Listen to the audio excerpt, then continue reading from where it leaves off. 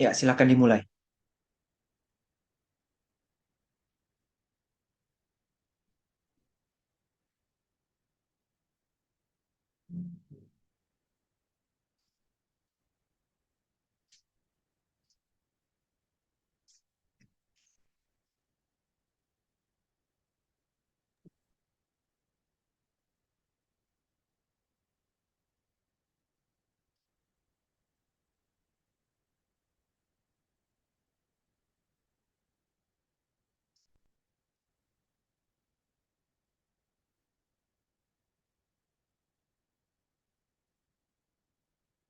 Halo, Irfani, sudah bisa mulai? Maaf Pak, lupa ketekan audio Pak. Hmm.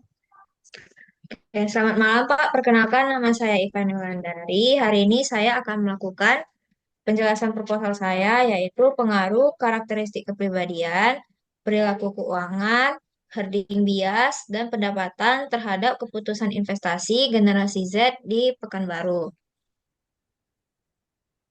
Hmm.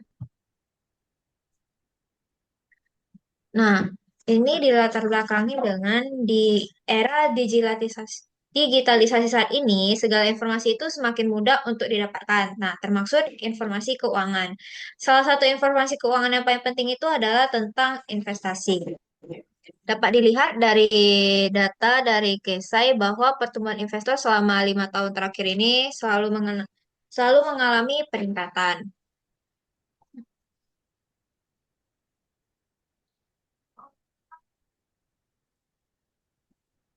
Lalu dari segi demografi, tepatnya di usia yang paling banyak melakukan investasi itu di bawah 30 tahun, yang dimana didominasi dengan generasi Z.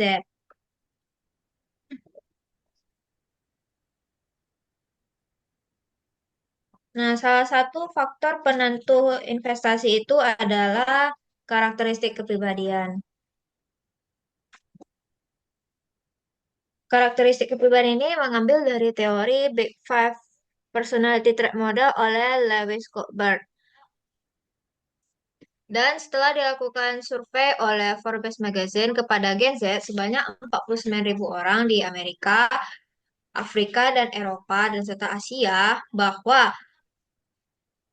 generasi Z itu memiliki sifat yang terbuka, cenderung terbuka, memiliki pola pikir yang lebih inovatif untuk mengembangkan hal yang baru. Namun, di balik hal itu, generasi Z itu juga memiliki sifat yang FOMO, yaitu fear out missing out. Nah, jadi generasi ini itu sangat bergantung pada perkembangan teknologi dan tidak ingin ketinggalan tren. Nah, jadi mereka itu akan khawatir kalau misalnya kurang bergerak cepat untuk mengikuti tren. Sehingga ini juga bakal berpengaruh kepada perilaku keuangan, dimulai dari perencanaan, penganggaran, pengelolaan, dan akses penyimpanan keuangan. Selain perilaku keuangan, sifat FOMO ini juga berlaku kepada perilaku herding bias. Nah, herding bias ini merupakan kecenderungan investor untuk mengikuti tindakan atau keputusan yang diambil oleh kelompok besar tanpa mempertimbangkan penilaian dari individu kita sendiri. Selain itu, rata-rata pendapatan Gen Z pada tahun 2024 itu dapat dilihat bahwa kebanyakan pendapatan itu di bawah 2,5 juta. Nah, ini juga kita ingin mencari tahu apakah nanti ini pendapatan apakah berpengaruh kepada keputusan investasi. Nah, untuk mendukung penelitian ini dilakukanlah prasurvei kepada 30 orang. Selain itu, dilakukanlah research gap untuk mendapatkan bahwa penelitian ini masih mendapatkan hasil yang berbeda-beda.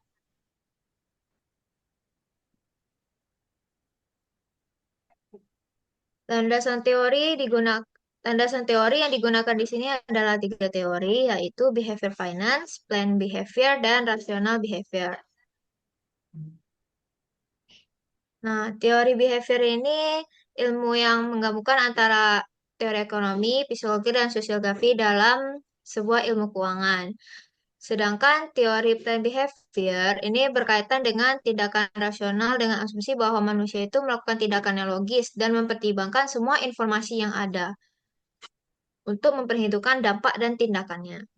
Sedangkan teori rasional behavior ini menjelaskan tentang pilihan yang tersedia serta memiliki tindakan itu melalui dua faktor, yaitu keyakinan perilaku dan norma subjektif yang bersifat dari norma.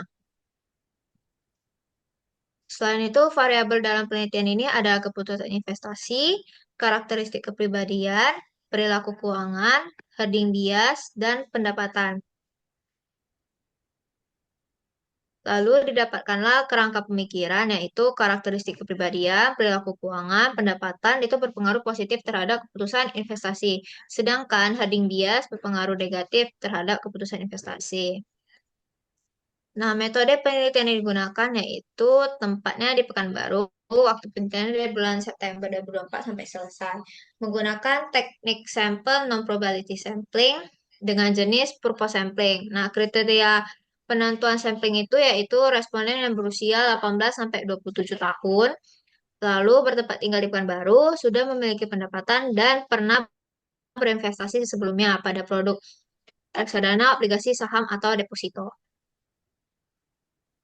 Lalu penentuan rumus dari jumlah sampel ini yaitu menggunakan rumus dari Hare et al. Yaitu setiap indikator memiliki ukuran sampel sebanyak 10. Nah, indikator di dalam penelitian ini ada 18. Jadi totalnya ada 180 orang. Nah, yang termasuk ke dalam populasi di penelitian ini yaitu kelompok Gen Z yang ada di Pekanbaru, yaitu 15 sampai 29 tahun dengan jumlah penduduk 266.000.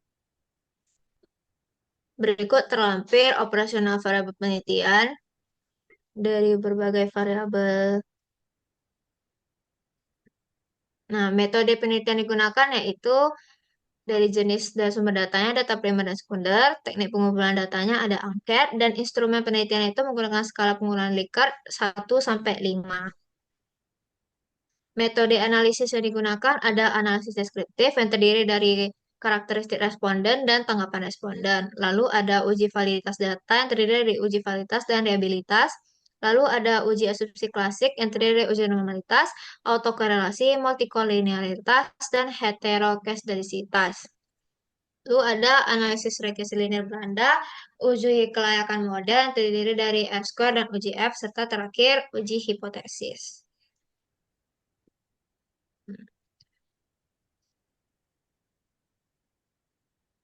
Sekian Ya, penjelasan proposal dari saya. Terima kasih. hampir 7 menit ya, sudah oke. Kira-kira ada yang mau Ivani tanyakan ke saya?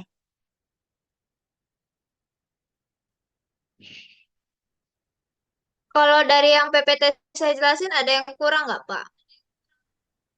Coba satu-satu dari awal kita lihat ya. Dari cover dulu. Ya, Pak.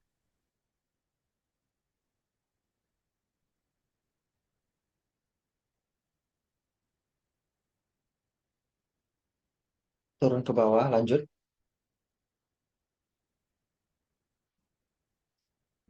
Lanjut, lanjut,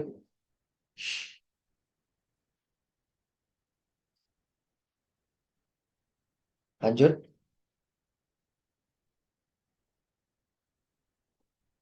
Lanjut.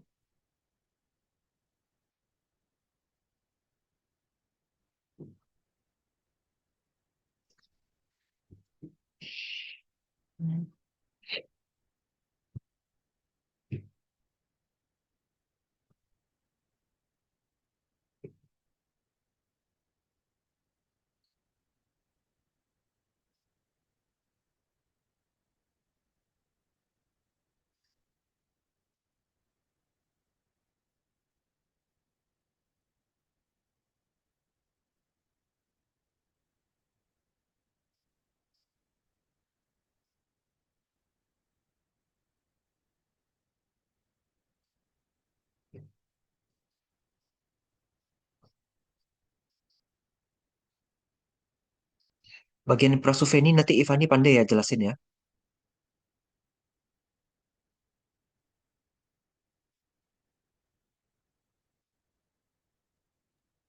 Ini jelasinnya cuma untuk yang apa kan, Pak?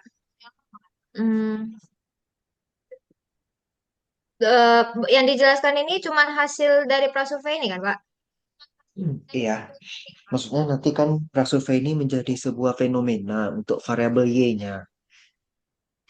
Harus yakin, harus kuat argumen Mhm. kita ya. Ya, Pak. Lanjut.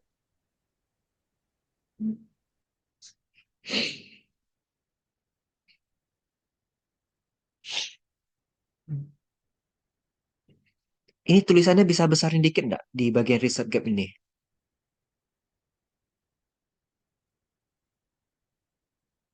Kecil sekali. Bisa sih, Pak.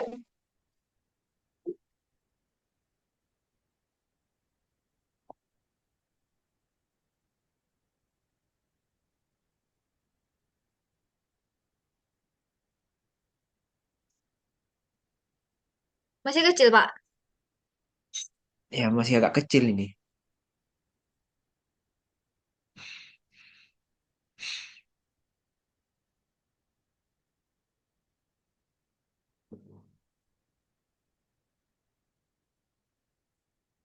Cobalah nanti aja. Kita lanjut dulu. Coba ke slide 9.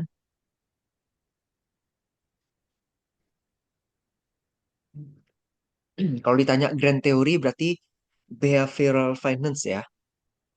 Grand theory atau teori utama. Ya, Pak. Yang planned behavior sama rational behavior itu adalah middle theory atau teori tengah sebutannya. Oke, Pak.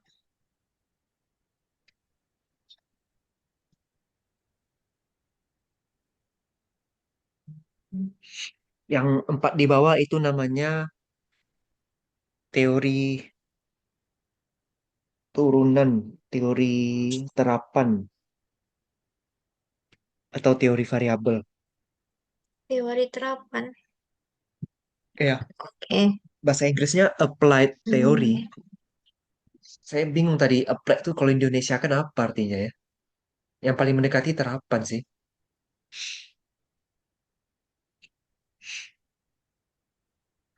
Lanjut. Teori terapan. Ya, ya.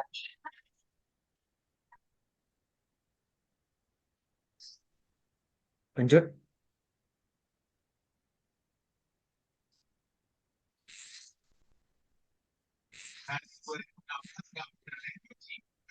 Lanjut.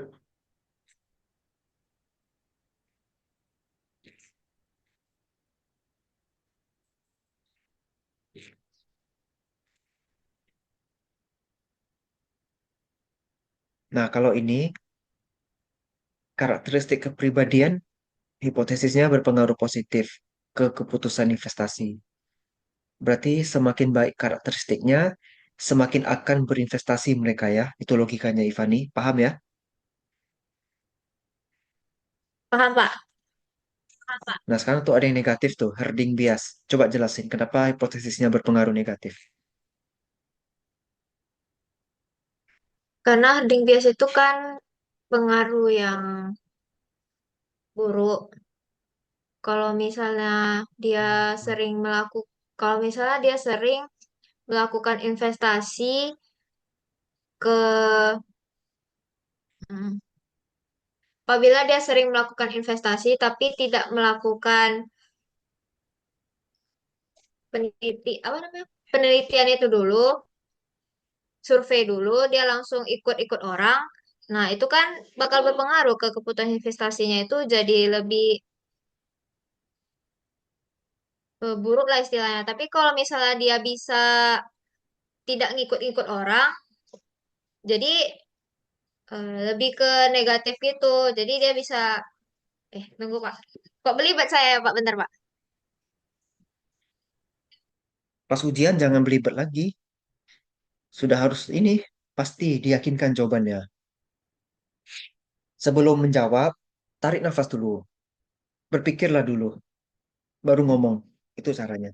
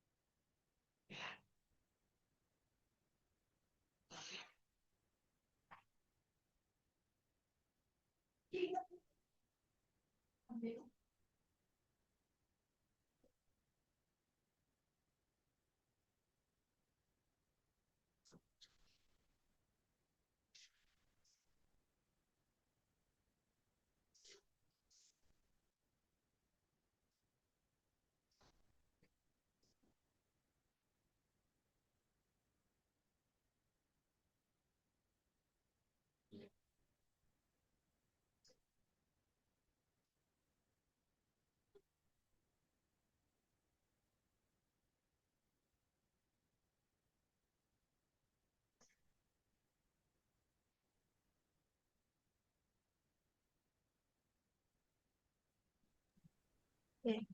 Jadi kalau misalnya herding bias ini berpengaruh negatif karena herding bias itu kan sifatnya itu lebih ke melakukan tindakan atau mengikuti tindakan orang itu secara ugal-ugalan lah ibaratnya gitu. Nah, sehingga apabila mereka sering melakukan keputusan investasi dengan cara tersebut dapat mempengaruhi portofolio dari investasinya. Tetapi kalau misalnya mereka melakukan survei terlebih dahulu, mereka pelajari dulu instrumen penelitiannya. Nah, mereka kan tidak melakukan kegiatan herding bias nih. Jadi bisa lebih positif gitu kepada hasil dari keputusan investasinya diikut dibanding ikut-ikut orang. Nanti dirapikan lagi kalimatnya ya. Lanjut ke slide Ya, tiga Pak. belas. By the way, layar saya seperti terhalang sesuatu. Ah ya, oke, udah normal. Oke, sampel. Non-probability, proposal sampling. Syarat yang ngisi harus usianya segitu, tinggalnya harus di Pekanbaru, sudah harus punya pendapatan, dan sudah pernah investasi. Minimal deposito itu ya. Sampelnya 180 orang. Total indikator 18. Ya, Pak. Oke, coba ke slide 14.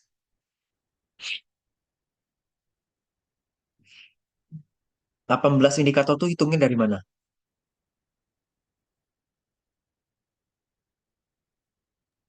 Ya, indikator return, risk, hubungan investasi, openness, pengeluaran, pembayaran tagihan.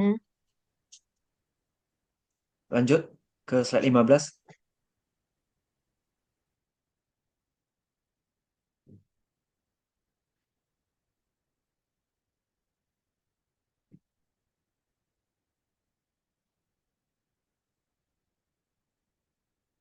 Coba Ivan hitung baik-baik. Kayaknya 19 deh.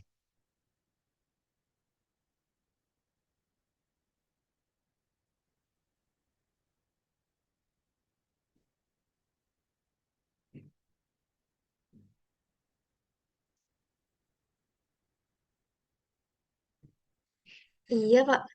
Salah hitung aja saya, Pak. Ya, nggak apa-apa. Biarkan aja 18. Kita lihat aja dulu besok. Apakah pengujinya menghitung atau enggak.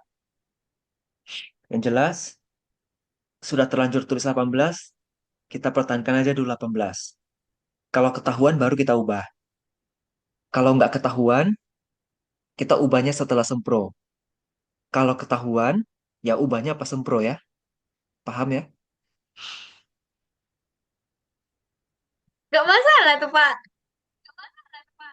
Nggak masalah. Harusnya kan 19 ya. Berarti 190. Tapi kalau 190, Ya, Ivani Pak. bisa dapat enggak ya?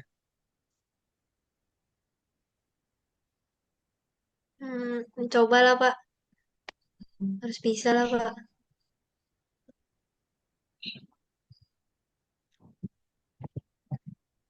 Bisa sih harusnya.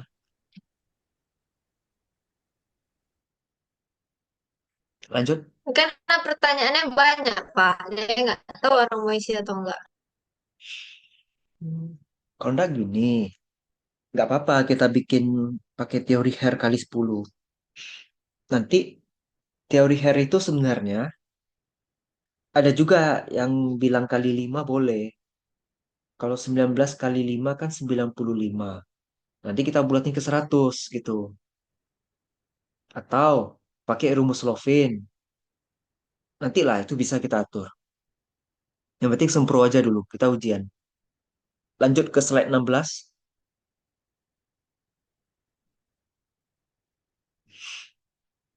Nah, ini analisis datanya kuantitatif atau kualitatif? Kualitatif. Kurang tepat. Kalau kualitatif, kenapa harus pakai skala pengukuran Likert 1 sampai 5?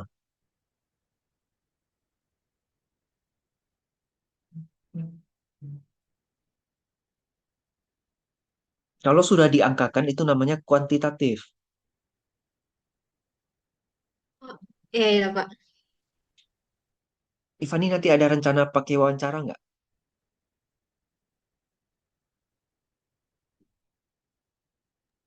Nggak ada, Pak. Jadi kalau misalnya variabel, salah satu variabelnya tidak berpengaruh, Ivani mau cari tahu alasannya kenapa. Hmm. Ivani harus cari tahu itu dari mana nanti.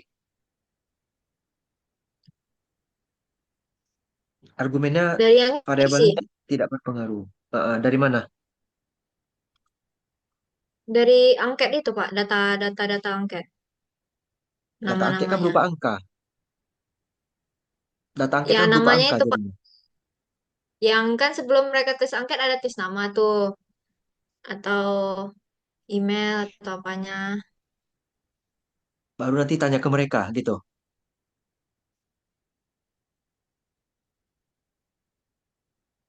Iya, Pak. Itu wawancara berarti kan?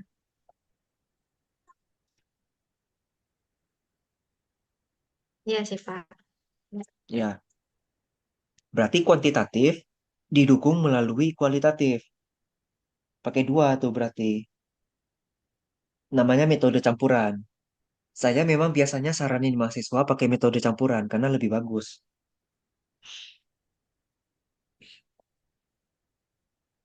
Di metode kuantitatif didukung Kualitatif. metode kualitatif. Metode campuran.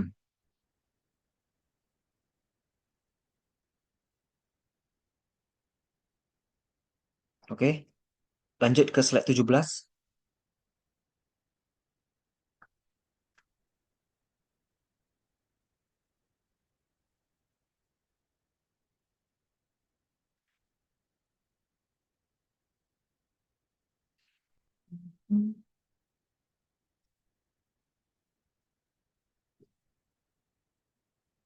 Oke, nggak ada masalah. PPT-nya udah oke. Terus tadi juga sembari kita PPT kan kita ada tanya jawab sedikit ya. Kira-kira ada yang mau Ivani bahas lebih lanjut?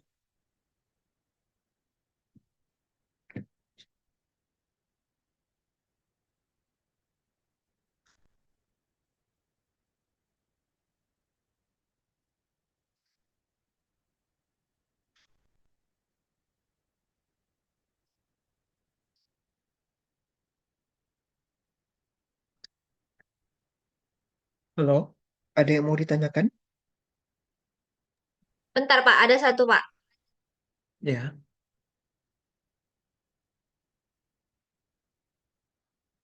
Hmm,